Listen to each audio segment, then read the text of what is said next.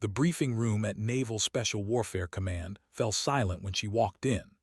Admiral Victoria Crane carried 4 combat deployments and a silver star on her dress whites, her reputation preceding her like thunder before lightning. The assembled pilots straightened reflexively, but her eyes swept past them to settle on the lone figure in the back corner, wearing a faded flight suit that had seen too many sunrises over hostile territory. Lieutenant Commander James Cavanaugh sat with his daughter's drawing folded in his breast pocket, the paper worn soft from constant handling. His call sign patch read "Bedtime" in simple block letters, and when Crane's gaze landed on it, something flickered across her face that might have been contempt or might have been calculation. She'd built her career on operators who wore their lethality like cologne, men who chose call signs that made enemies hesitate. This single father with his 8-year-old's artwork and his call sign that referenced tucking children in at night represented everything soft in a profession that demanded edges sharp enough to cut. The morning sun filtered through the briefing room windows, casting long shadows across the mission map spread before them, but Crane's attention remained fixed on Cavanaugh with the intensity of a targeting laser finding its mark. Nobody present understood why Special Operations Command had assigned this particular pilot to her task force. Cavanaugh flew the EA-18G Growler, an electronic warfare platform that most fighter jocks consider the aviation equivalent of playing defense, all jamming and disruption rather than the clean violence of air-to-air combat. His record showed competence but not glory, steady performance without the dramatic interventions that built legends. He'd requested assignment to shore duty 3 years prior when his wife died, choosing to raise his daughter alone rather than chase promotion through the usual channels of overseas commands and career-building deployments. The Pentagon's personnel system had granted his request with the bureaucratic indifference it showed all such choices, filing him into a category of officers who'd essentially removed themselves from the competition for flag rank. Now he sat in this briefing room because someone higher up the chain had seen something in his record that justified pulling him back into the operational world, though what that something might be remained opaque to everyone present, including possibly Cavanaugh himself. Crane began her briefing with the clipped precision that marked her command style. The situation developing in the South China Sea represented the kind of escalation that kept admirals awake at night and made politicians nervous. Chinese forces had established a harassment pattern against Allied shipping that fell just below the threshold of open conflict, a carefully calibrated campaign of intimidation that tested American resolve without quite triggering the mutual defense treaties that would demand response. 3 commercial vessels had gone dark in the past 2 weeks, their transponders mysteriously failing in international waters before reappearing hours later with shaken crews and damaged communications equipment. The pattern suggested coordination rather than coincidence, a deliberate strategy of demonstrating reach without claiming responsibility. Naval intelligence assessed the situation as a probing action, testing whether the United States would risk confrontation over merchant ships that technically didn't require military protection. The question wasn't capability, but will, whether American forces would insert themselves into a situation that China clearly wanted to control. The mission brief displayed on the screen behind Crane showed the operational area with clinical precision. The South China Sea spread across the map in various shades of blue, international shipping lanes marked in green threading through waters that 3 nations claimed as sovereign territory. The next convoy would transit in 72 hours, carrying automotive parts and consumer electronics with a combined value that made accountants nervous but strategists shrug. The cargo itself meant nothing. What mattered was the principle, the question of whether international waters would remain international or become subject to whoever could project sufficient force to make others hesitate. Crane's task force would provide escort, a show of presence meant to deter further harassment without escalating into the kind of confrontation that would make headlines and force diplomatic responses. The mission called for carefully calibrated intimidation, presenting enough capability to make aggression costly, while maintaining enough restraint to avoid triggering the escalation ladder that led places nobody wanted to go. Standard patrol doctrine, the kind of operation the Navy conducted dozens of times annually without public attention or particular drama. The electronic warfare package will be critical, Crane said, her tone suggesting she was explaining something obvious to people who should already understand. We need comprehensive electromagnetic coverage of the convoy, enough jamming capacity to blind any targeting systems that might illuminate our ships. Her gaze drifted back to Kavanaugh with that same calculating expression, as if she were assessing equipment rather than evaluating a fellow officer. Which brings us to Lieutenant Commander Bedtime and his flying computer. The mockery landed exactly as intended. Several pilots shifted uncomfortably, recognizing the deliberate diminishment but uncertain whether intervening would make the situation better or worse. Kavanaugh's expression didn't change, a stillness that came from years of absorbing exactly this kind of dismissal. Men who chose family over career advancement occupied an uncertain space in military culture, respected in theory but viewed with suspicion in practice, as if the decision to prioritize children somehow indicated insufficient commitment to the mission. His call sign became a target because it represented that choice so explicitly, a daily reminder that he'd stepped away from the competitive hierarchy that defined success in his profession. Other pilots earned their call signs through memorable mistakes or personality quirks, stories that became squadron legend. Kavanaugh had chosen his deliberately when his daughter asked him what he'd rather be doing than flying, and he'd answered honestly before understanding that honesty could become ammunition. Sir, the EA-18G provides electronic attack capabilities that extend beyond simple jamming, Kavanaugh said, his voice carrying none of the defensiveness that might have invited further attack. The ALQ-99 tactical jamming system can map and disrupt threat radars across multiple frequency bands simultaneously. We can create electromagnetic corridors that make targeting solutions impossible to maintain.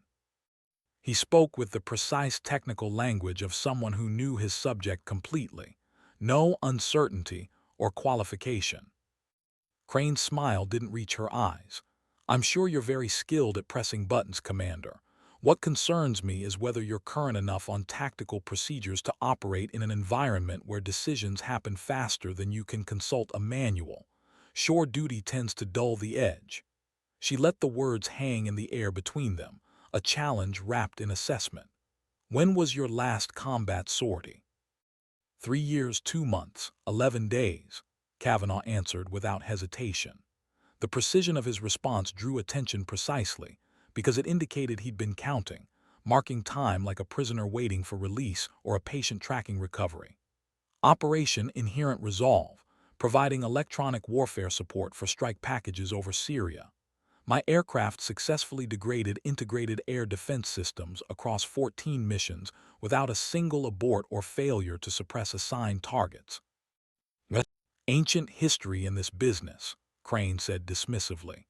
The threat environment has evolved considerably since you decided parenting was more important than serving your country. The attack was deliberate and personal, testing whether Kavanaugh would break composure or defend choices that shouldn't require defense. The briefing room's temperature seemed to drop several degrees. Other officers found sudden interest in their briefing materials, unwilling to witness what was unfolding. Only the Task Force Air Operations Officer, Commander Sarah Chen, met Kavanaugh's eyes with something that might have been sympathy or solidarity. She'd watched enough talented officers get sidelined by personal circumstances to recognize the pattern, the slow professional death that came from being reliable but not remarkable. Kavanaugh stood slowly, gathering his materials with deliberate care. Permission to speak freely, Admiral. Crane's eyebrow rose fractionally. Granted. My daughter's name is Emma. She's 8 years old. Her mother died during childbirth complications following a vehicle accident caused by brake failure that post-accident investigation attributed to deferred maintenance on a vehicle I should have replaced, but didn't because I was deployed. I made a choice to ensure Emma grows up with at least one parent who keeps promises. His voice remained level, factual rather than emotional. That choice doesn't make me less capable of executing this mission. It makes me someone who understands exactly what we're protecting and why it matters. The silence that followed carried weight. Crane's expression shifted almost imperceptibly, some calculation reassessing itself behind her eyes. Very touching, Commander. Let's hope your dedication to bedtime stories translates to tactical effectiveness. Dismissed. The pilots filed out in uncomfortable silence, leaving Crane alone with her staff. Commander Chen lingered near the door, her expression carefully neutral. "Ma'am, Kavanaugh's record actually shows exceptional technical proficiency. His shore duty assignment included testing next-generation jamming protocols. He's current on every system modification the EA-18G has received in the past 3 years." Crane studied the deployment map without responding immediately. "I'm aware of his technical qualifications, Commander. What concerns me is whether he still has the instinct for violence when circumstances demand it. This mission could go sideways very quickly. I need operators who can transition from deterrence to combat without hesitation." She turned to face Chen directly. "Can he?" "Honestly, Admiral, I don't know. But I know he wouldn't be here if someone upstairs didn't think he could." Chen held Crane's gaze steadily. "And I know that underestimating people based on personal choices rather than professional capability is how we lose wars." The observation bordered on insubordination, but Crane's slight smile suggested grudging respect. "Noted. Make sure he's integrated into the communications architecture. If we're going to rely on his electromagnetic wizardry, I want redundant links and continuous monitoring. He fails, we need to know immediately." The task force departed Naval Air Station Oceana 70 hours later under clouds that promised rain, but delivered only oppressive humidity. Kavanaugh's EA-18G Growler sat on the flight line between two FA-18 Super Hornets, its distinctive jamming pods making it instantly recognizable among the sleeker fighters. The aircraft looked utilitarian compared to its more aggressive cousins, built for function rather than aesthetics. Its external stores focused on electronic warfare rather than missiles and bombs. Emma's drawing remained folded in his flight suit pocket, a sketch of an airplane with a heart on its side and the words, "Come home, Daddy," written in careful 8-year-old script. He'd promised to call when the mission finished, promised to be home for her 9th birthday in 2 weeks, promises that felt heavy now that launch was imminent and circumstances were uncertain. The flight brief had been professionally tense. Crane attended personally, her presence ensuring that every detail received scrutiny that might otherwise have been routine. The convoy's track took them through waters where Chinese maritime militia vessels operated with increasing boldness, civilian-hulled fishing boats that carried military-grade sensors, and operated with coordination that suggested central command. The rules of engagement emphasized restraint, weapons tight unless directly threatened, the kind of restrictions that made tactical commanders nervous because they surrendered initiative to potential adversaries. Kavanaugh's electronic warfare plan called for passive collection initially, mapping the electromagnetic environment without active jamming that might escalate the situation. Only if hostile radars illuminated American ships would he transition to active countermeasures, and even then only to the minimum level necessary to disrupt targeting solutions.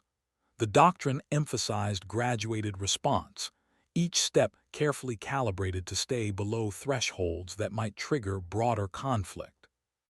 Commander Chen approached as Kavanaugh completed his pre-flight inspection. "How are you feeling?" "Like I'm trying to remember choreography from a dance I haven't performed in 3 years," Kavanaugh admitted, his honesty reflecting the rapport they developed during mission planning. The systems are familiar, but the tactical rhythm takes time to re-establish. I'll be fine once we're airborne and the muscle memory kicks in. Crane's testing you, Chen said quietly, confirming what both already understood. She's got doubts about whether you're still operational. Personally, I think she's wrong, but you're going to need to prove it. Kavanaugh checked his kneeboard cards, mission data reduced to quick reference format. I appreciate the vote of confidence. What's your read on the threat assessment? Are we expecting harassment or something more substantive? Intelligence suggests Chinese forces want to establish that they can control these waters without firing a shot. Intimidation through presence, making merchant captains nervous enough to request different routing. Our convoy escort sends a message that we're not yielding that space. Chen glanced toward the operations center where Crane was monitoring preparations. But honestly, these situations are unstable. All it takes is one captain making a bad decision or misreading intentions, and we're in a shooting war nobody wanted. The observation hung between them as engines began spinning up across the flight line. Kavanaugh climbed into his cockpit with the practiced efficiency of someone who'd made this transition thousands of times, his hands moving through startup sequences while his mind tracked the broader tactical picture. The Growler's systems came online in cascading sequence, sensors initializing and communications links establishing. His wingman checked in over tactical frequency, call sign vapor, flying standard escort formation. Together they'd provide electromagnetic coverage for the task force, a bubble of interference that would make hostile targeting difficult without becoming overtly aggressive. The mission brief called it presence operations. Kavanaugh thought of it as controlled intimidation, showing capability while maintaining the fiction that everyone was still following international law and respecting normal procedures. They launched into afternoon sun that turned the ocean below into hammered metal, light reflecting off waves with painful intensity. The transit to the operational area took 90 minutes of overwater navigation, time that Kavanaugh used to rehearse procedures and review contingency plans. His electronic warfare officer in the backseat, Lieutenant Marcus Webb, ran continuous systems checks, ensuring every sensor and jammer performed within specifications. Webb had deployed with Kavanaugh before during his previous operational tour, their crew coordination built on hundreds of hours flying together. That familiarity mattered now, providing efficiency that came from shared understanding rather than verbal coordination. Bedtime, vapor is 2 miles in trail, systems green, his wingman reported with professional neutrality that didn't entirely mask underlying skepticism. The flight lead had made no secret of his doubts about Kavanaugh's currency, suggesting during the brief that maybe shore-duty pilots should remain on shore. The comment had drawn sharp response from Chen, but hadn't resolved underlying tension. Copy vapor, maintain tactical spread, Kavanaugh acknowledged. We'll establish patrol pattern once on station. Passive collection initially unless directed otherwise. The convoy appeared on radar 50 miles ahead, 6 merchant vessels in loose formation with destroyer USS Michael Murphy providing close escort. The destroyer's air defense radar painted a crisp return, Spy 1D system radiating with enough power to light up Kavanaugh's threat warning receivers. Friendly radar, but the return served as reminder of how visible everyone became once sensors started actively searching. Chinese forces monitoring the area would know exactly where American ships operated, tracking movements with the same satellite coverage and maritime patrol aircraft that gave the U.S. situational awareness of their activities. The question wasn't surveillance but intention, what each side planned to do with the information they were gathering. Bedtime, this is Watchtower, Crane's voice came through on secure command frequency. We're picking up increased radio traffic in Mandarin. Maritime militia vessels are repositioning ahead of the convoy track. Stay sharp. Watchtower, bedtime copies. Request permission to go active with collection assets. Kavanaugh wanted his sensors operating at full capacity, mapping the electromagnetic environment with enough detail to identify threat systems before they became problematic. Brief pause while Crane considered. Approved. Active collection only, no jamming without my authorization. I want to know what they're doing, but I don't want to provoke responses we'll regret. Kavanaugh toggled his systems to active mode, the Growler's sensors reaching out across multiple frequency bands to paint detailed picture of every radar and communication system within range. The display lit up with contacts, civilian navigation radars mixed with military search systems. The electromagnetic spectrum suddenly crowded with signals that told stories about who was operating where and what they were doing. 3 maritime militia vessels showed military-grade search radars, systems far more capable than any fishing boat required. Their positioning suggested coordination, establishing observation posts that would track the convoy throughout its transit. Standard harassment protocol, maintaining pressure without direct confrontation.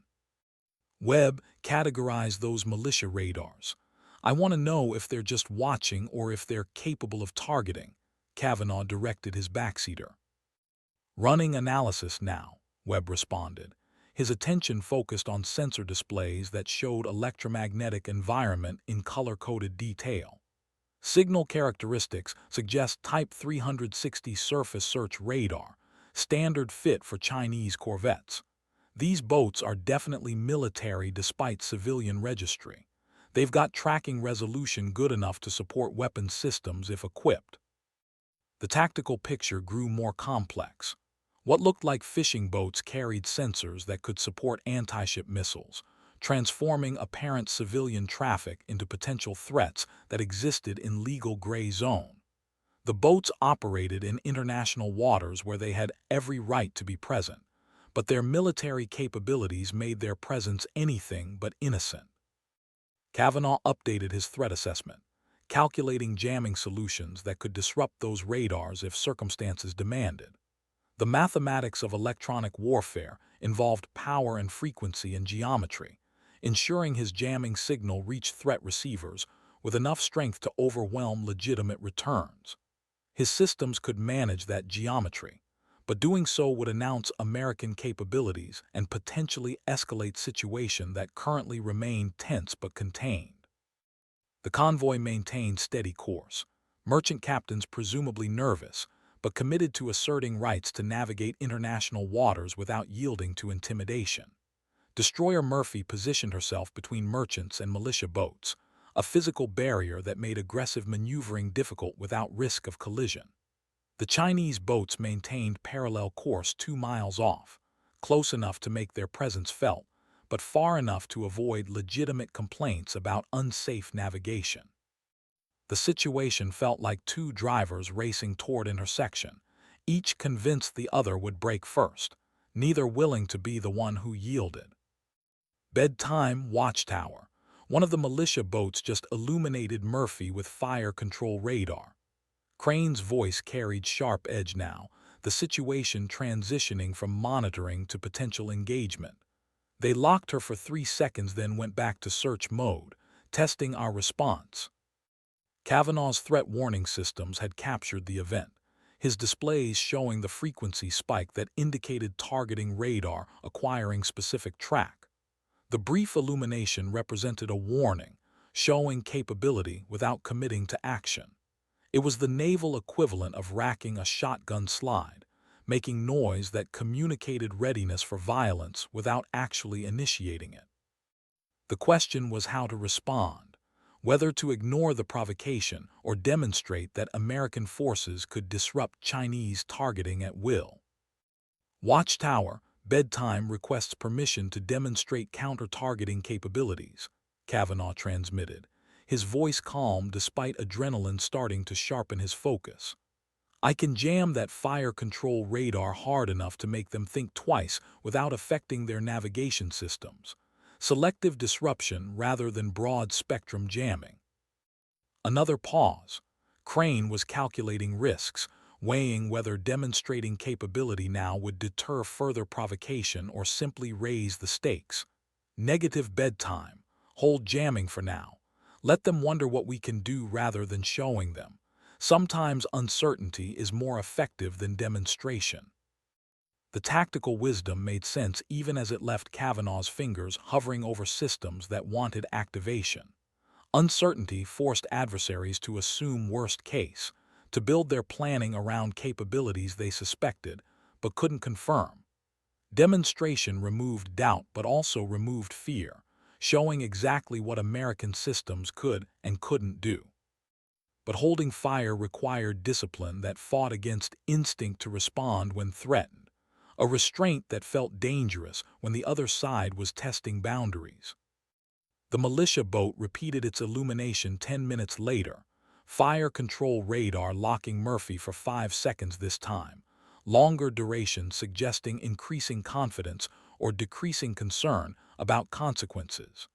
The Chinese were probing, testing whether American forces would tolerate increasingly aggressive behavior.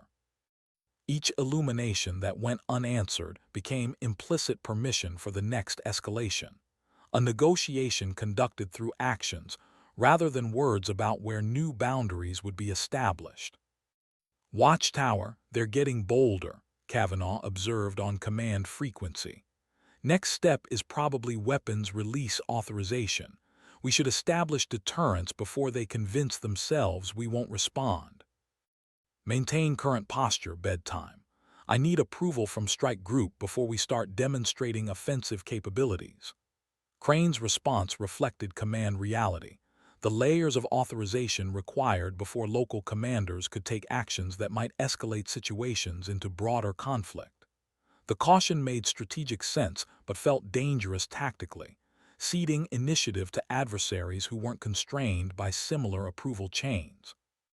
The third illumination came 5 minutes later and lasted 30 seconds, the militia boat's fire control radar maintaining lock on Murphy with duration that suggested they were developing actual targeting solution, rather than just demonstrating capability.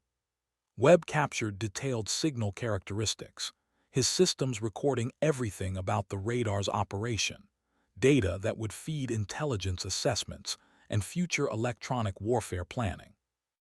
But in the moment, the extended illumination felt like countdown to something none of them wanted to experience.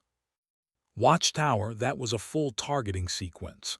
Commander Chen's voice cut into the frequency, her alarm evident despite professional control. They maintained lock through 2 complete tracking cycles.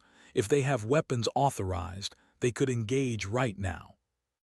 Kavanaugh watched his displays showing the militia boat's radar continuing to illuminate Murphy, the destroyer's countermeasures activating automatically, chaff launchers firing to create false targets. Murphy was defending herself with automatic systems while maintaining weapons tight on her actual offensive capabilities, a posture that felt increasingly untenable as Chinese forces grew more aggressive. The situation was deteriorating in the predictable way of confrontations, where neither side wanted to be first to back down, but someone eventually had to choose between escalation or de-escalation. All units, Watchtower. Higher authority has authorized me to direct appropriate defensive measures. Bedtime, you are cleared to employ electronic countermeasures sufficient to disrupt that targeting radar. Make them unable to maintain weapons quality track but don't burn out their systems. We're defending, not attacking. Finally, Kavanaugh's hands moved across his weapons panel with the smooth efficiency of drill executed so many times it became instinct rather than conscious action. Bedtime copies, engaging with precision jamming. Webb, target that fire control radar with narrowband high-power burst. I want them blind but not damaged. Targeting now, Webb responded, his fingers dancing across his own panel. The Growler's jamming pods activated with electromagnetic pulse invisible to human senses, but devastating to radar receivers. Kavanaugh watched his displays showing the militia boat's fire control radar signal degrade immediately, the clean return collapsing into noise as his jamming overpowered their ability to track Murphy. The Chinese radar tried to compensate, changing frequencies and adjusting power, but Kavanaugh's systems adapted faster, shifting jamming parameters to match every adjustment. It was electronic combat in its purest form, opposing systems fighting for dominance of the electromagnetic spectrum, victory measured in who could maintain lock and who got reduced to static. The militia boat's radar went dark completely after 15 seconds, their operators apparently concluding that continuing to radiate was pointless when American jamming made targeting impossible. The sudden silence felt louder than the previous noise, absence of threat more notable than its presence had been. Kavanaugh maintained his jamming posture for another 30 seconds, ensuring the Chinese understood the message, then secured his systems and returned to passive collection mode. Watchtower bedtime, threat radar is suppressed. Target appears to have secured fire control systems. His voice carried no triumph, just professional assessment of tactical situation. Good work, bedtime. Maintain current patrol pattern. Let's see if they've learned their lesson or if they're going to push further. Crane's tone had shifted slightly, professional respect replacing earlier dismissiveness. Results tended to speak more effectively than credentials, demonstrated capability mattering more than theoretical qualification. The convoy continued its transit without further illumination incidents, though the militia boats maintained their shadowing presence. The remainder of the patrol passed in the tense vigilance of forces maintaining readiness without actively engaging, every sensor alert for any indication that circumstances were shifting toward confrontation. Kavanaugh's aircraft maintained its electronic warfare orbit, his systems continuously mapping the environment and updating threat assessments. The work was technically complex, but operationally routine now that immediate crisis had passed. Hours of monitoring that demanded attention without providing much stimulation. They recovered aboard carrier USS Ronald Reagan 6 hours later, landing in darkness with approach lights cutting tunnels through humid night air. Kavanaugh's trap was clean, his tailhook catching the 3-wire with satisfying precision, his aircraft settling onto the deck with barely perceptible bump. The evolution felt automatic, his body and mind executing procedures while his awareness focused on the mission debrief ahead and the conversation with Emma he'd promised to complete tonight. The debrief room was crowded with pilots and intelligence officers, everyone wanting to hear first-hand account of the confrontation and understand implications for future operations. Crane presided over the session with the focused intensity she brought to everything, her questions precise and her expectations for detailed answers clear. Kavanaugh walked through his actions methodically, explaining his jamming strategy and describing Chinese responses. The intelligence value lay in understanding how their systems performed under stress, what capabilities they demonstrated, and what vulnerabilities became apparent. Your jamming was effective, Crane acknowledged when Kavanaugh finished his brief. They couldn't maintain track once you engaged, but I want to understand your confidence in being able to replicate that performance against more sophisticated threats. The systems we encountered today were good but not their best. If we face their latest integrated air defense platforms, can you still achieve suppression? The question probed at the heart of Crane's earlier concerns, whether Kavanaugh's technical competence translated to tactical effectiveness against evolving threats. Admiral, electronic warfare is fundamentally about adapting faster than your opponent. The systems matter, but so does the operator's ability to recognize patterns and exploit vulnerabilities. My 3 years on shore included extensive work with next-generation jamming technologies specifically designed to counter their latest systems. I'm confident I can maintain effectiveness. He paused, considering how much detail to provide. But honestly, every engagement is uncertain until you execute. I can't guarantee success, only that I understand the challenge and have tools to address it. The honest assessment seemed to satisfy Crane more than confident assurance would have. Fair answer. Commander Chen speaks highly of your preparation for this mission. I'm inclined to trust her judgment. She glanced at Chen, who nodded slightly. You're cleared for future operations with this task force. Welcome back to operational flying, Commander Bedtime. The dismissal carried unexpected warmth, acknowledgement that he'd passed whatever test she'd designed. Kavanaugh gathered his materials and headed for the communications center, eager to complete his promised call to Emma before exhaustion made conversation difficult. The ship's satellite connection was clear enough for video call, Emma's face filling his phone screen with the precious immediacy that made deployments bearable. "Daddy, did you fly today?" Her excitement transmitted across thousands of miles of distance, making him smile despite his fatigue. "I did, sweetheart. Long flight, but everything went well."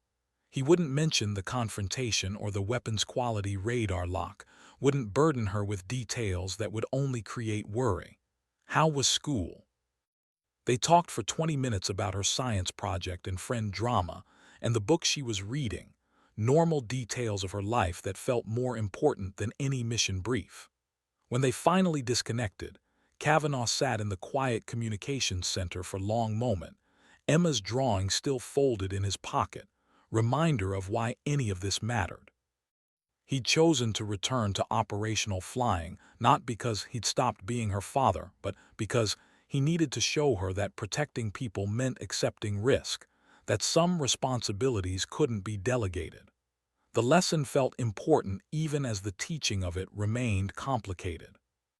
Commander Chen found him on the flight deck an hour later, both of them standing near the bow watching stars that seemed close enough to touch out here away from urban light pollution. "You did well today," she said without preamble. "Crane's a hard person to impress. I think you've changed her assessment."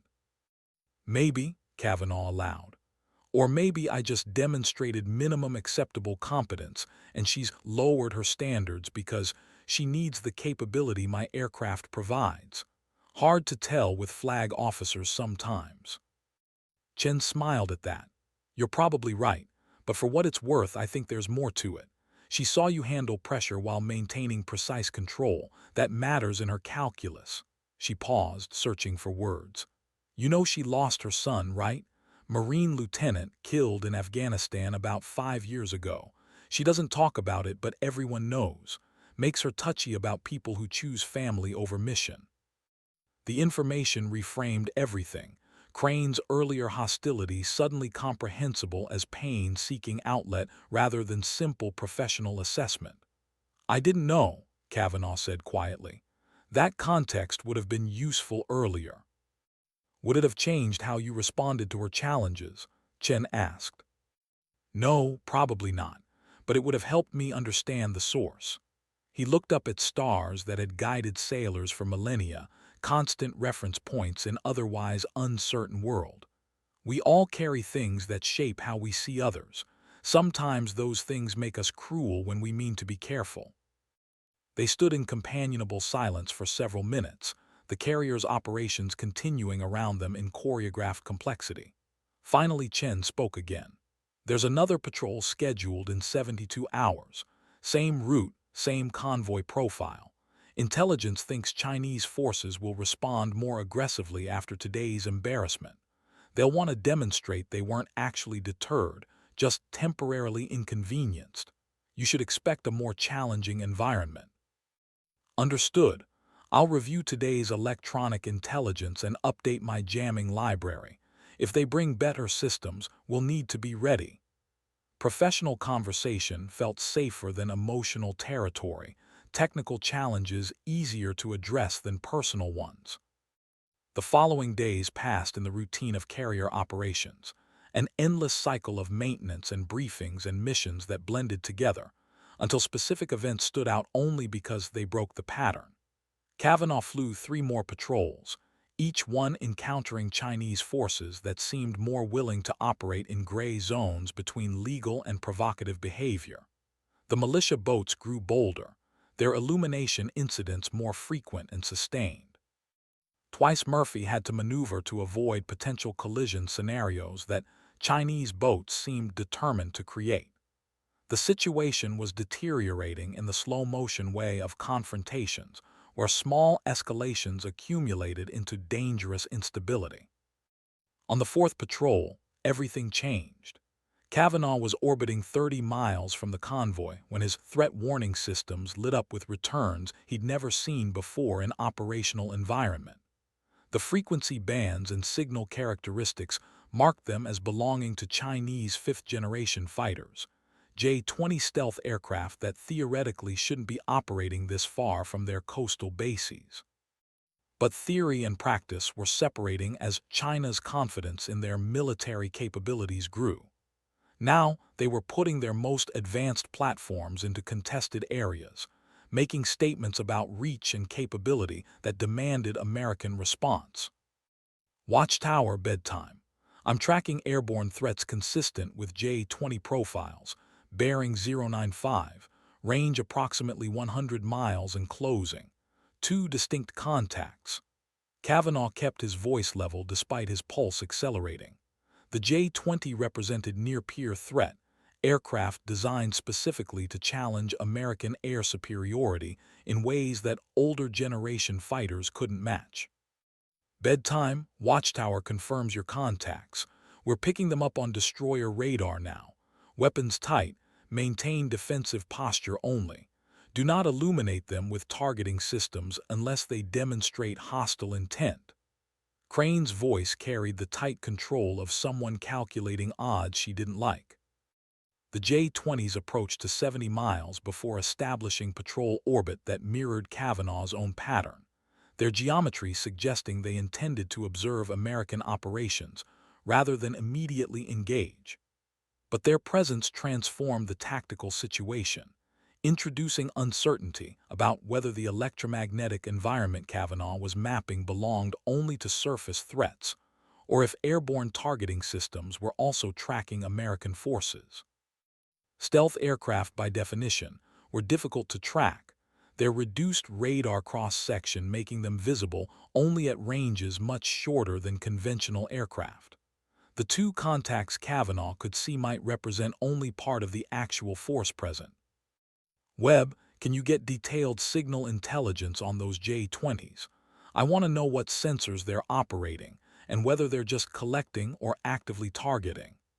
Kavanaugh's request pushed his backseater into demanding work, trying to extract specific information from signals designed to be difficult to interpret.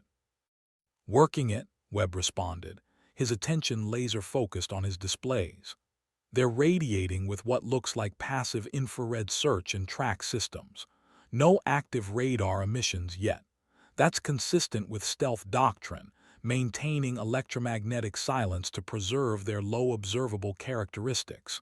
But it also means they're tracking us thermally, which my systems can't jam. The tactical situation grew more complex. Chinese fighters were observing American operations using sensors that Kavanaugh's electronic warfare systems couldn't disrupt. Meanwhile, the militia boats below continued their harassment of the convoy, creating multi-layered threat environment where responses to one element might trigger escalation from another. The scenario felt deliberately orchestrated, designed to test American capacity to manage simultaneous challenges from multiple domains. Watchtower, bedtime assesses this represents coordinated provocation. The J-20s are establishing air dominance while militia boats continue surface harassment. They're demonstrating ability to contest this space at multiple levels simultaneously. Kavanaugh transmitted his assessment while monitoring the fighters' approach, his systems tracking their position even when radar returns became sporadic. Concur with your assessment, bedtime. Strike Group is evaluating response options. For now, maintain your patrol and continue providing electromagnetic coverage for the convoy. If the J-20s maneuver aggressively or illuminate our forces with targeting radar, you're cleared to employ appropriate countermeasures. The authorization meant little against aircraft using passive sensors. Kavanaugh's jamming could disrupt radar, but couldn't defeat infrared tracking that relied on detecting heat signatures from engines and airframes. The limitation was fundamental to his platform, a gap in capabilities that became critical when facing opponents who understood and exploited that gap. He'd need different tactics, using maneuver and geometry rather than electromagnetic power to maintain advantage. Vapor bedtime. Break right and establish combat spread. I want eyes on those fighters visually if they close any further. My sensors can't track them reliably at these ranges. Kavanaugh directed his wingman into tactical formation that would make coordinated attack against them more difficult. Vapor copies, breaking right. His wingman's Super Hornet peeled away, its more powerful radar potentially able to maintain better track on the stealthy J-20s. The two American aircraft established patrol pattern that covered each other's blind spots, mutual support doctrine that recognized their vulnerability to advanced threats. The J-20s maintained their distance for another 10 minutes, then one of them began maneuvering closer, approaching to 50 miles before resuming patrol orbit. The movement felt deliberate, testing whether American forces would respond to proximity or wait until actual hostile action occurred. Kavanaugh watched the contact close while calculating geometry of potential engagement, angles and speeds and weapons ranges that would matter if the situation deteriorated into combat. Bedtime watchtower. The J-20 approaching you just illuminated with active radar. Brief pulse, 3 seconds. They're testing your electromagnetic profile, gathering intelligence on your radar cross-section. Crane's voice carried new tension, the situation crossing another threshold toward potential confrontation. Kavanaugh's threat warning systems had captured the brief illumination, his displays showing the frequency characteristics of Chinese fighter radar probing his aircraft. The data was intelligence gold for the J-20's operators, allowing them to build detailed radar signature of the EA-18G Growler that would inform future engagements. But the brief illumination also gave Kavanaugh information about their radar signal characteristics. He could analyze and exploit if circumstances demanded jamming. Watchtower, request permission to return active radar illumination. Let them know we're gathering intelligence too. Tit-for-tat response that maintained escalation parity without necessarily triggering next level of confrontation. Approved. Brief illumination only, same duration they used. We're mirroring their behavior. Crane authorized the response that maintained symmetry in the escalation dance. Kavanaugh activated his targeting radar for exactly 3 seconds. The powerful APG-79 system, painting the J-20 with electromagnetic energy that would reveal its radar cross-section to his sensors. The data was less valuable than what the Chinese had gathered since American intelligence already had extensive analysis of J-20 characteristics from various collection methods. But the act of illuminating them demonstrated capability and willingness to engage in the intelligence-gathering competition. The J-20 responded by maneuvering closer, approaching to 30 miles before Kavanaugh's threat warning systems erupted with alarm tones indicating missile launch radar had illuminated his aircraft. The Chinese fighter hadn't actually fired, but they'd simulated launch sequence, showing they could achieve targeting solution and engage if they chose to do so. The provocation crossed another line, demonstrating not just intent to observe but capability and perhaps willingness to employ weapons. Watchtower, bedtime is spiked by J-20 missile targeting radar. Recommend I employ defensive countermeasures and establish evasive maneuver. Kavanaugh's training took over, his body already initiating break turn while his hands moved toward countermeasures controls. Negative bedtime, hold your position. No defensive maneuvering unless you detect actual missile launch. We're still in posturing phase. Breaking off would signal that their intimidation is working. Crane's order fought against every instinct Kavanaugh possessed, tactical doctrine that said defending yourself from potential attack took priority over political considerations about signaling. But he complied, forcing himself to maintain patrol pattern while the J-20's targeting radar continued to illuminate his aircraft. The seconds stretched, each one heavy with possibility that simulation would become reality, that Chinese fighter would transition from demonstration to actual launch. Kavanaugh's fingers rested on his countermeasures panel, ready to initiate defense if his threat warning systems detected missile motor ignition. But launch never came. After 10 seconds, the J-20's targeting radar secured, and the fighter turned away, resuming its distant patrol orbit. Bedtime watchtower. You handled that well. I know it was uncomfortable. Crane's acknowledgement carried more warmth than Kavanaugh expected, recognition that maintaining discipline under simulated attack required particular kind of courage. Understood, Admiral. Just want to confirm that if they actually launch, I'm cleared to defend without waiting for authorization. The question needed asking even though the answer seemed obvious. Absolutely. If they shoot, you defend yourself with whatever means necessary. But we're trying to avoid giving them excuse to escalate. They're looking for reasons to paint us as the aggressors here. We can't give them that narrative. The remainder of the patrol passed without further escalation, though the J-20s maintained their shadowing presence until Kavanaugh reached his recovery time and turned toward the carrier. The mission debrief lasted 3 hours as intelligence officers extracted every detail about the Chinese fighters' tactics and capabilities. The J-20 encounter represented the most significant air-to-air intelligence collection opportunity the task force had experienced, data that would inform American planning for potential future conflicts. Kavanaugh answered questions until his voice grew hoarse, describing signal characteristics and maneuver patterns and tactical behaviors that revealed how Chinese pilots operated their most advanced aircraft. When the debrief finally ended, Crane called him aside for private conversation. "Commander, I owe you an apology. When you arrived, I saw you as someone who'd walked away from operational flying for personal reasons. I assumed that choice made you less capable. Today you proved me wrong."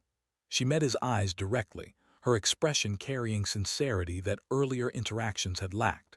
Maintaining position while being targeted took nerve. A lot of pilots would have broken off regardless of orders. "You held discipline." "Thank you, Admiral. Though honestly, every moment of that illumination I was calculating whether you'd understand if I chose defense over compliance." The admission was honest, acknowledging the tension between tactical survival instinct and strategic discipline. Crane smiled slightly. "I would have understood, but I also knew that breaking off would give them exactly the propaganda victory they wanted. Sometimes the hardest thing we do is nothing, just absorbing pressure and refusing to respond." She paused, something shifting in her expression. "I lost my son because he felt he had to prove something, had to demonstrate valor when tactical situation called for patience. Your choice to prioritize your daughter over career advancement probably looks like weakness to people like me. But maybe it's actually wisdom I never learned." The conversation ventured into territory that felt dangerous, personal vulnerability from flag officer who'd built career on projecting strength. Kavanaugh chose his words carefully. "I don't think either choice is wrong, Admiral. We all balance competing responsibilities differently. You've saved lives through your leadership. I'm trying to ensure one specific life receives the attention she deserves. Neither approach is superior." "Gracious of you to say, Commander, but I'm beginning to think the military does itself disservice by implicitly demanding people choose between service and family. We lose good people that way." Crane's observation touched on cultural challenges that ran deeper than any single policy could address. "Anyway, I wanted you to know that my initial assessment of you was wrong. You're exactly the kind of operator I need in this task force. Welcome aboard." The following days established new pattern. Kavanaugh flew daily patrols, each one encountering Chinese forces that seemed determined to normalize increasingly aggressive behavior. The J-20 encounters became routine, the stealth fighters maintaining constant presence that made American operations feel continuously contested. Militia boats shadowed every convoy, their harassment growing more sophisticated as they learned American response patterns and found tactics that created maximum pressure without quite triggering military response. The situation felt unsustainable, escalation accumulating in ways that made confrontation feel inevitable rather than merely possible. Emma's birthday arrived while Kavanaugh was deployed, a reality he dreaded but accepted as consequence of returning to operational flying. He'd arranged for presents to be delivered and scheduled video call during her party, participation that was better than absence but still felt inadequate. When her face appeared on screen surrounded by her friends singing happy birthday, his throat tightened with the particular ache of missing moments that wouldn't repeat. She smiled through the phone, brave face concealing whatever disappointment she felt about her father's absence. "Thanks for calling, Daddy. I know you're busy flying." Her acceptance of his absence felt simultaneously mature and heartbreaking, 9-year-old learning lessons about sacrifice and duty that should have waited for adulthood. "I wish I could be there, sweetheart, but I promise I'll make it up to you when I get home. We'll have a whole weekend just us, anything you want to do." Promises that felt inadequate but were all he could offer. They talked for 15 minutes before the party's momentum pulled her back to friends and cake. When the connection ended, Kavanaugh sat alone in the communications center, feeling the weight of choices that had seemed clear when made but felt complicated in their living. Commander Chen found him there 20 minutes later, her expression suggesting she understood the moment's emotional weight without needing explanation. "Missing her birthday is hard," Chen said simply, sitting beside him in the small space. "It is, and the worst part is knowing I chose this. I could have stayed in shore duty, could have prioritized being present for every birthday and school event and normal milestone. Instead, I'm here, missing one of the days that matters most because I decided operational flying was important enough to justify the sacrifice."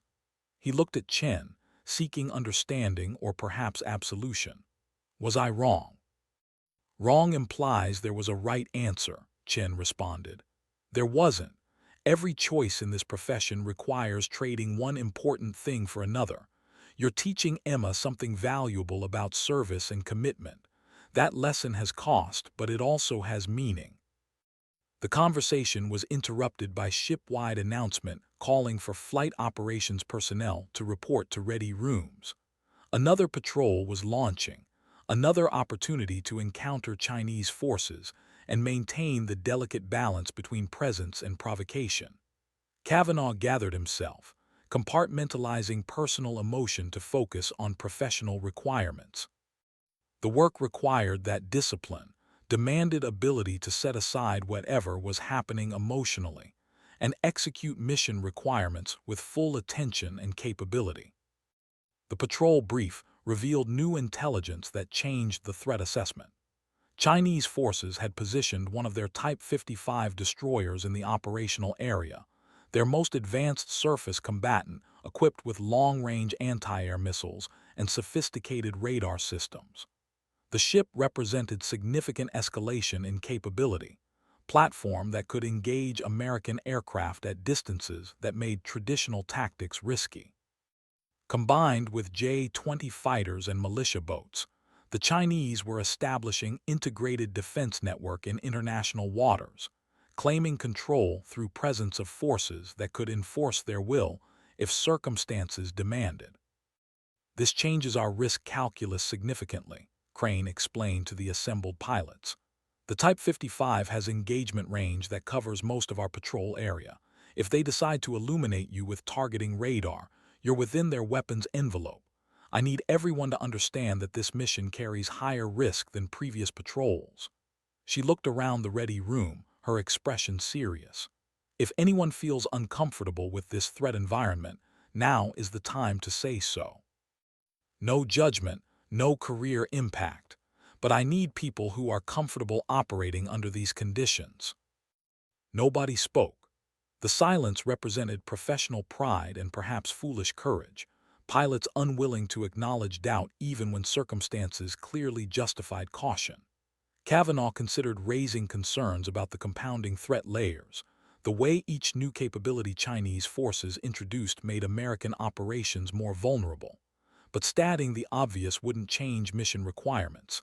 and backing out now would validate every doubt Crane had expressed about his operational currency.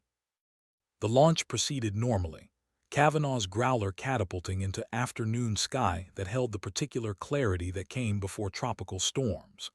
Vapor followed 60 seconds behind, their two aircraft section establishing tactical formation as they climbed toward patrol altitude. The flight to the operational area felt routine, muscle memory guiding Kavanaugh through procedures, while his mind tracked the larger tactical picture and calculated scenarios that might develop. The Type 55 appeared on his sensors 90 miles before reaching the convoy, the destroyer's powerful radar radiating with enough strength to paint a clear picture of the electromagnetic environment. Kavanaugh's threat warning systems automatically cataloged the signal characteristics, building library of information about Chinese sensors that would inform future electronic warfare planning. But in the moment, the radar's power and range served mainly as reminder of vulnerability, the fact that defensive systems could become offensive with simple weapons release authorization. Bedtime Watchtower. We're tracking the Type 55 on our sensors. They've positioned themselves to control the approaches to the convoy route. I want you to map their radar coverage in detail. If circumstances require jamming, I need to know where our coverage gaps will be. Crane's order was tactically sound but operationally risky, requiring Kavanaugh to maneuver through areas where the Chinese destroyer could track and potentially engage his aircraft. Watchtower, bedtime copies, commencing detailed electromagnetic mapping, estimate 30 minutes to build complete picture. Kavanaugh altered his course to begin systematic survey of the Type 55's radar coverage, his own sensors operating at full capacity to capture every detail of their emissions. The work was technically demanding but tactically exposed, his aircraft flying predictable patterns that made him vulnerable if Chinese forces decided observation should transition to engagement. Webb monitored threat levels continuously, his warnings providing crucial awareness of when geometry and sensor behavior suggested increasing risk. They completed the mapping without incident, though Kavanaugh felt the weight of Chinese attention throughout the evolution, awareness that his aircraft was being tracked with systems capable of engaging at any moment. Watchtower, bedtime has completed electromagnetic survey, transmitting data now. Kavanaugh compressed the intelligence his systems had gathered and uploaded it to the task force network, information that would shape tactical planning for all future operations in the area. Bedtime Watchtower. Good work. Maintain patrol pattern and continue monitoring. The convoy is entering the highest risk portion of their transit. Next 3 hours are critical. Crane's voice carried the tension of commander managing situation where multiple things could go wrong simultaneously. The 3 hours that followed tested every aspect of Kavanaugh's training and Emma's patience with his absence. Chinese forces coordinated their harassment with precision that suggested careful planning. Militia boats maneuvered aggressively around the convoy, forcing emergency course changes that disrupted the merchant's transit schedule. J-20 fighters made repeated close passes, their targeting radars briefly illuminating American aircraft in simulated engagement sequences. The Type 55 maintained electronic pressure, its powerful radar searching continuously for tactical opportunities. The effect was calculated intimidation, demonstrating Chinese capability to control the environment without quite triggering the level of response that would justify American escalation. Through it all, Kavanaugh maintained his electronic warfare orbit, his systems continuously adapting to the changing electromagnetic environment. His jamming remained on standby, available if circumstances demanded but held in reserve, while the situation stayed below combat threshold. The discipline required to maintain that posture under mounting pressure tested him in ways different from combat but equally demanding. Sometimes restraint required more courage than action, choosing to absorb pressure rather than responding with available capabilities. The breakthrough moment came without warning, sudden shift from harassment to actual danger that transformed the tactical situation instantly. One of the militia boats turned directly toward destroyer Murphy, accelerating to ramming speed on course that would result in collision unless one vessel maneuvered. Murphy initiated evasive turn, but the militia boat matched the maneuver, maintaining intercept geometry. The Chinese were forcing a choice between collision and yielding position, testing whether American commanders would risk their ships to maintain convoy escort. All units watchtower. Murphy is under direct threat of collision. Bedtime. You are cleared to employ all necessary electronic warfare measures to disrupt that militia boat's navigation and communications. Make them unable to maintain their attack course. Crane's authorization was clear, immediate response to transition from harassment to actual danger. Kavanaugh had already begun target selection before the order completed, his systems locking onto the militia boat's navigation radar and communication systems. Bedtime engaging with full-spectrum jamming. Webb, maximum power on all systems. I want that boat deaf, dumb, and blind. The Growler's jamming pods activated at full power, electromagnetic energy flooding across multiple frequency bands to overwhelm the militia boat's ability to navigate or communicate. Kavanaugh's displays showed every sensor on the Chinese vessel degrading immediately, their clean returns collapsing into static as his jamming achieved dominance. The boat's course wavered as helmsmen suddenly lost electronic navigation aids, forced to steer manually without the information systems they'd relied upon. Within 30 seconds, the collision course deteriorated, the militia boat turning away as its crew realized they couldn't maintain controlled approach without functioning navigation systems. Watchtower. Bedtime has successfully degraded threat vessel's navigation capability. Target is breaking off attack course. Kavanaugh maintained his jamming for another minute, ensuring the Chinese clearly understood cause and effect, that their aggressive maneuvering had triggered response that made further harassment impossible. Outstanding work, Bedtime. Secure jamming but remain ready to re-engage if they resume threatening behavior. Crane's voice carried satisfaction mixed with concern, relief that immediate crisis had been resolved, but awareness that broader situation remained unstable. The militia boat limped away from the convoy with its navigation systems slowly recovering from the jamming assault. The other Chinese vessels maintained their distance, apparently concluding that similar treatment awaited them if they chose to escalate. Even the Type 55 and J-20s seemed to pull back slightly, their presence continuing but their behavior becoming less aggressive. Kavanaugh had demonstrated capability that changed the tactical calculus, showing Chinese forces that American electronic warfare could deny them use of the electromagnetic spectrum they needed to coordinate harassment. The convoy completed its transit without further incident, merchant vessels arriving at their destination with cargoes intact, and only minor delays from the harassment they'd endured. From operational perspective, the mission was successful, demonstrating that American forces could maintain freedom of navigation, even when facing coordinated opposition from Chinese military and militia forces. But the success felt fragile, dependent on restraint from both sides and luck that no trigger-happy operator made decision that would force escalation into actual combat. The recovery aboard Ronald Reagan came with full darkness, Kavanaugh's approach lights reflecting off water that looked black and infinite below. His trap was solid, his aircraft settling onto the deck with practiced efficiency. The evolution that had become routine years before felt newly significant after the day's events, reminder of the many small excellencies required to operate from carrier at sea. One mistake in hundreds of procedures and aircraft became wreckage, crew became casualties. Successful mission became tragedy that would be studied in safety investigations.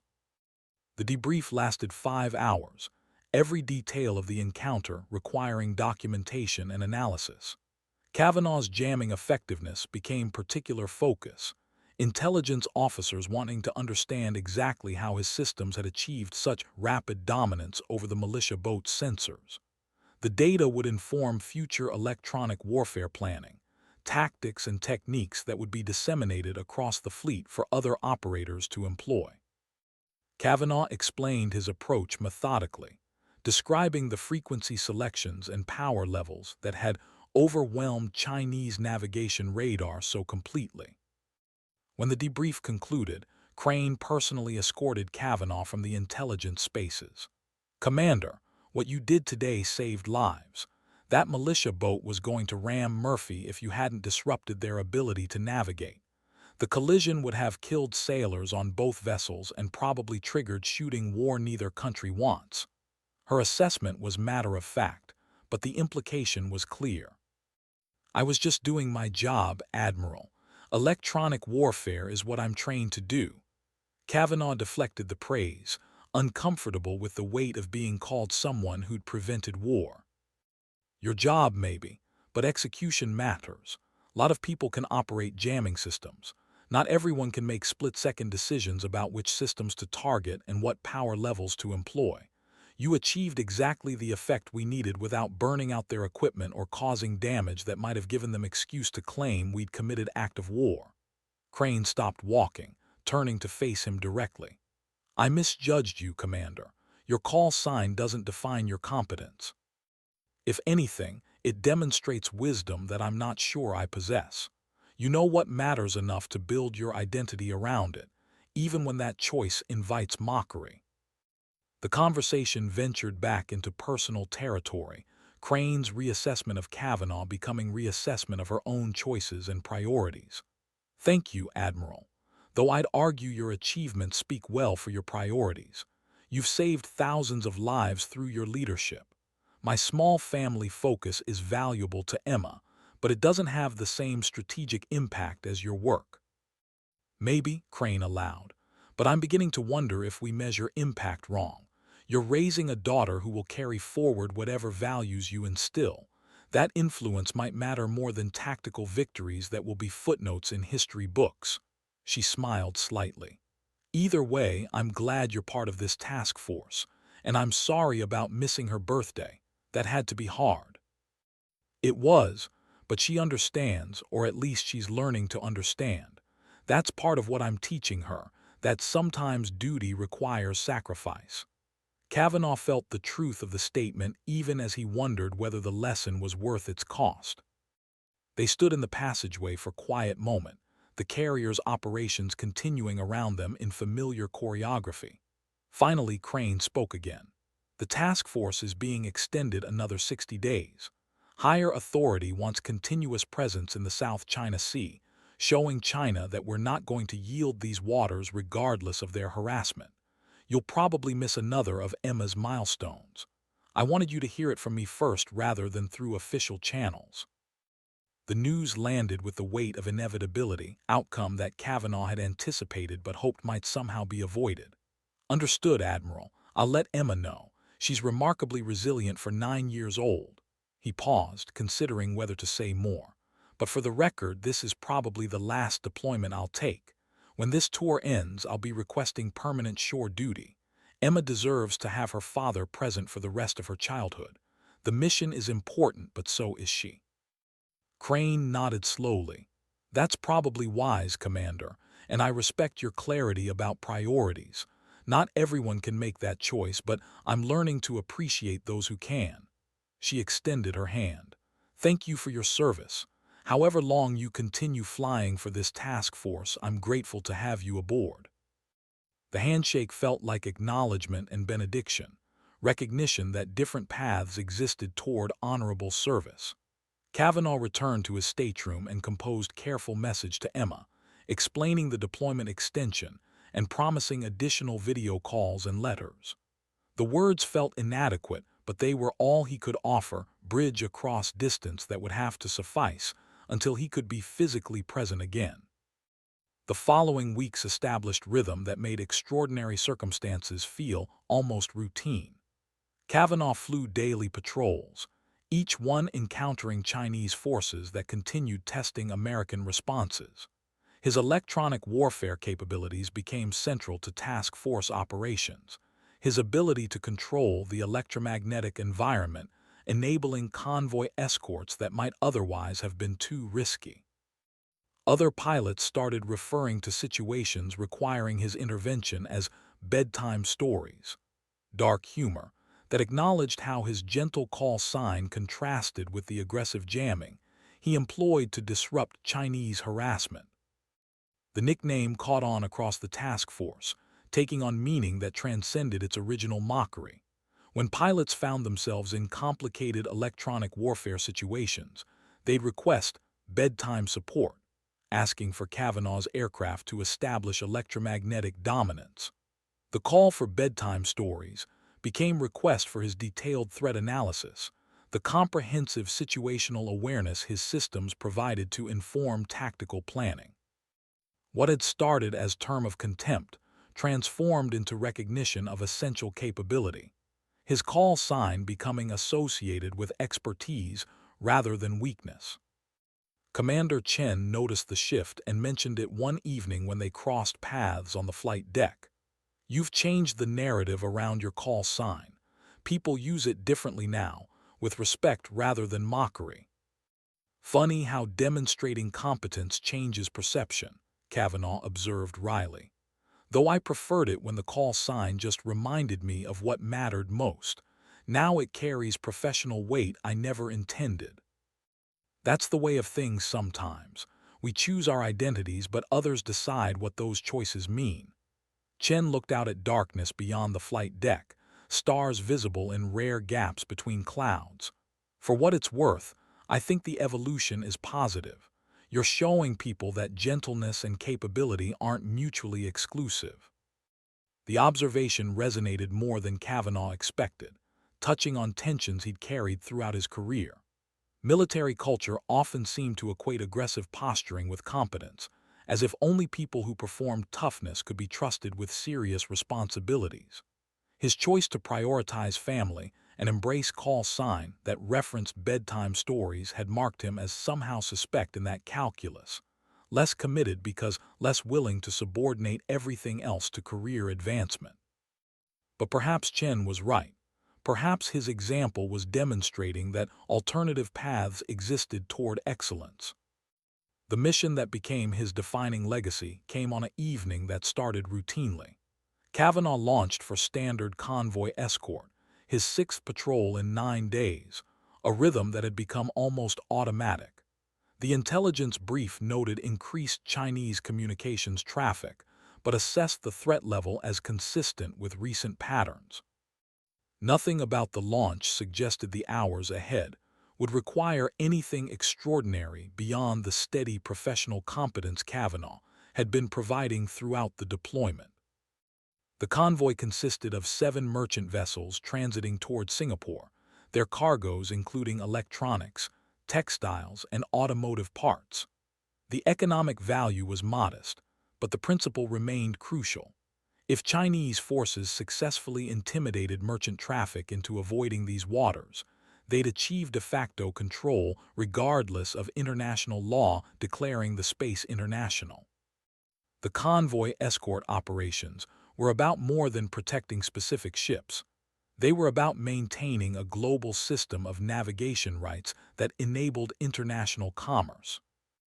Kavanaugh established his standard electromagnetic warfare orbit, his sensors mapping the environment and his jamming systems prepared to engage if circumstances demanded.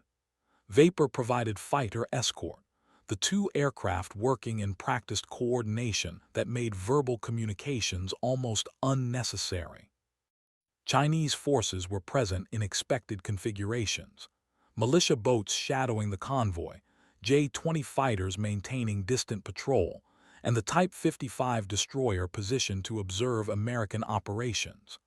The situation felt tense but manageable, the kind of controlled confrontation that had become standard for operations in the South China Sea. The change came without warning,